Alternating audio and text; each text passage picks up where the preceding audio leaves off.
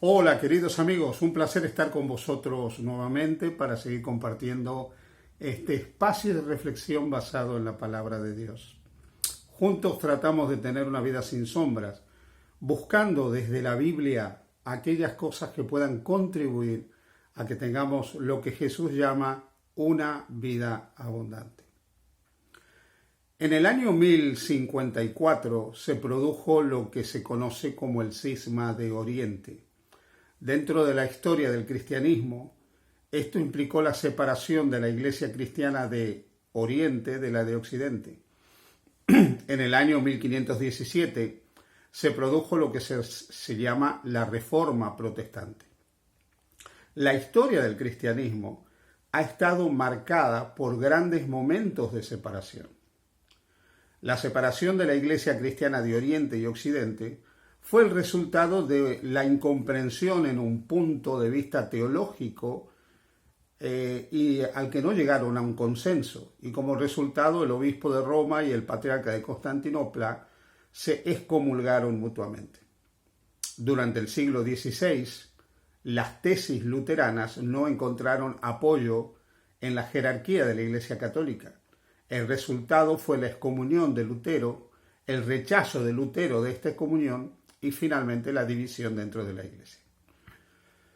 ¿Ha existido realmente a lo largo de los siglos una iglesia verdadera? Pues sí, Jesús fundó una iglesia. Jesús fundó una iglesia de la cual dijo: las puertas de la muerte, las puertas del sepulcro no van a prevalecer contra ella. Pero esa iglesia ha sido en realidad un cuerpo de creyentes que en todo lugar y a lo largo de todos los tiempos han confesado a Jesús como su Señor y su Salvador personal y han procurado en sus vidas vivir el carácter de Jesús. La iglesia, lamentablemente, a lo largo de los siglos se fue institucionalizando y esa institucionalización de la iglesia trajo como resultado que la iglesia perdiera el propósito para el cual Jesús la creó. La iglesia cristiana, continuadora del Israel de Dios en el proyecto del Creador para transmitir su carácter, para dar a conocer su voluntad al mundo, a fin de que a través del conocimiento de Dios se mitigara el dolor y el sufrimiento en la humanidad, lamentablemente no cumplió su objetivo. No lo cumplió ni el pueblo de Israel, ni a lo largo de los siglos lo fue cumpliendo la iglesia cristiana. Cuando Israel se institucionalizó, o cuando la iglesia se institucionalizó, dejó de cumplir el propósito para el cual Dios la había creado. La iglesia, el pueblo de Dios, es la comunidad de creyentes que en torno a Dios se reúne para celebrar, para festejar su palabra, y para compartir su palabra y su amor con el resto del mundo. Lo triste es que a lo largo de la historia, no ya hablando del pueblo de Israel, sino centrándome ahora en la iglesia cristiana, el cristianismo muchas veces lo que ha pretendido es imponer por la fuerza no los principios del Evangelio, sino los dogmas de la iglesia. Esto ha ocurrido tanto en el catolicismo romano, en la Iglesia Ortodoxa o en el protestantismo mismo en todas sus variantes. Esta intención de querer imponer una idea como única ha producido a lo largo de los siglos otros cismas. El problema es que los seres humanos muchas veces no terminamos de entender un par de cosas. Lo primero que debiéramos entender es que no todos llegamos a la misma comprensión de la voluntad de Dios en el mismo momento, en el mismo tiempo.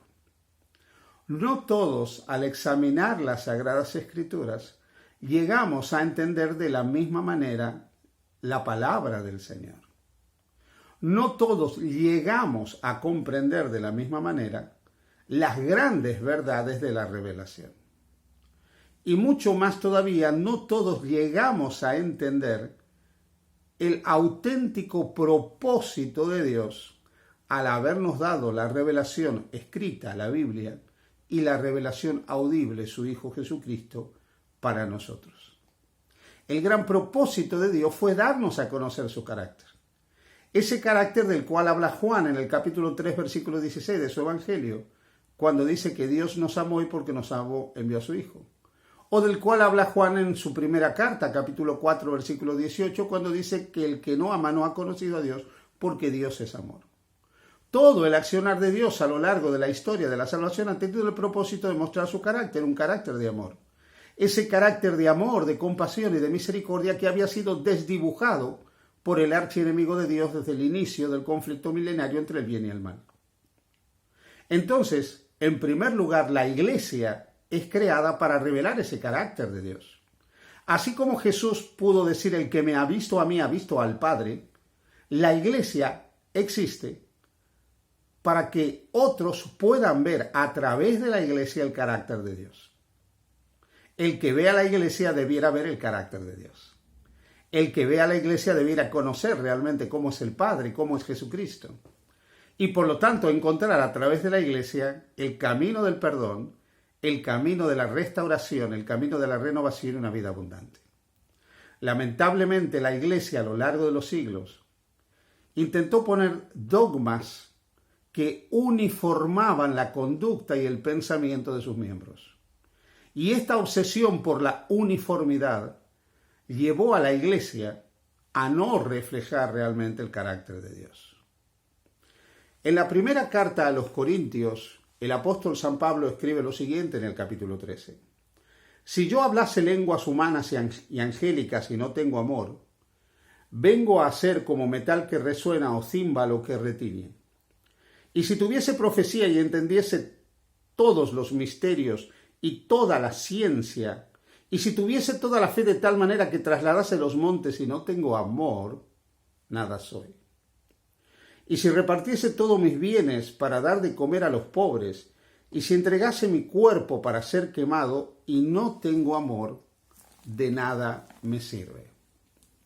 Este pasaje de la primera carta a los Corintios nos muestra algo que es fundamental, y es la preeminencia del amor. Tener fe, pero no tener amor, no tiene sentido. Estar dispuesto a entregar el cuerpo para ser martirizado, pero no tener amor, no tiene sentido. Tener todo el conocimiento de las grandes verdades reveladas por Dios en su palabra, pero no tener amor, no tiene absolutamente ningún sentido.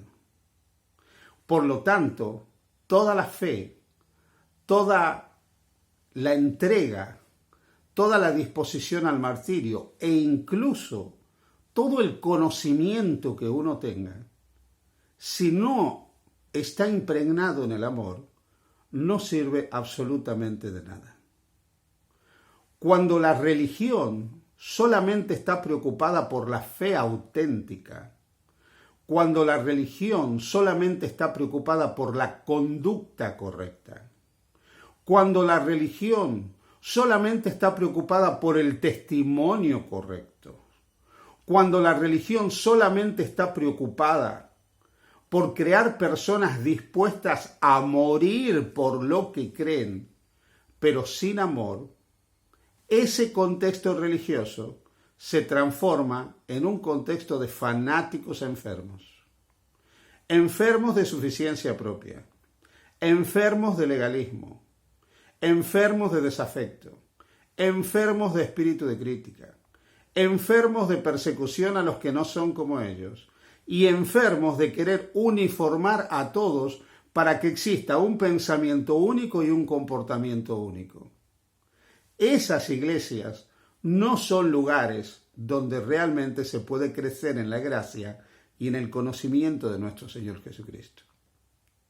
Solamente cuando existe la preeminencia del amor entre los que son discípulos de Jesús, entonces la iglesia puede ser un reflejo auténtico del carácter de Dios. Así pues, no se trata de imponer un pensamiento único, no se trata de imponer una conducta única, no se trata de uniformar la iglesia confundiendo la uniformidad con la unidad, sino de ser un lugar donde el auténtico carácter de amor de Dios se pueda revelar. Por lo tanto, en todas aquellas cosas que son claras y evidentes a la luz de la palabra de Dios, podremos mostrar unidad. En aquellas cosas que son periféricas y más confusas, que las hay, siempre hay que mostrar tolerancia. Pero por sobre todas las cosas hay que mostrar amor. Porque puedo tener fe, puedo tener una vida piadosa, puedo ser el mejor testigo, pero si no tengo amor, de nada me sirve. Que el Señor pueda derramar el amor de Dios en tu corazón y en el mío, para que tú y yo finalmente podamos ser un reflejo de ese amor y mostrar a otros la belleza del amor de nuestro Padre Celestial. Dios te bendiga. Feliz día junto a Jesús.